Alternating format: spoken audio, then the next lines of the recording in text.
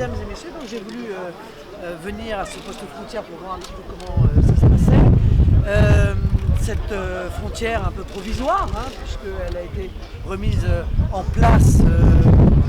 Ça sent les coups là. Oui. Non mais ça c'est pour le zap, c'est pour le zapping. Non, c'est pas une coupure, je pense que c'est les émotions. Les chiffres qui m'ont été donnés sont des chiffres inquiétants. Inquiétants, puisque d'ores et déjà, au moment où je vous parle, c'est 2 fois plus de clandestins qui sont détectés que l'année dernière à la même époque. Il y a donc toutes les raisons de penser qu'à partir du printemps et cet été, où évidemment les flux s'aggravent, eh bien ceux-ci vont être très difficiles à contenir.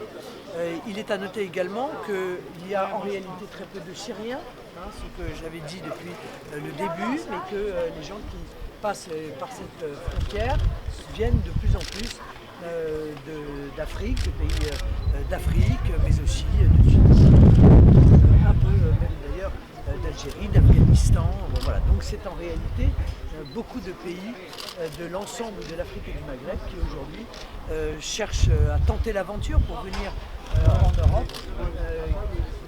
Conséquence aussi des signaux qui leur ont été lancés, car à partir du moment où on a indiqué que tous ceux qui se présenteraient sous le statut de réfugiés pourraient obtenir en France ou dans un autre pays de l'Union européenne une place en Chine couvert, il est évident que c'est un signal lancé à des centaines de milliers de personnes qui vont aussi tenter leur chance, qui ne correspondent évidemment absolument pas aux conditions pour qu'ils obtiennent le droit d'asile.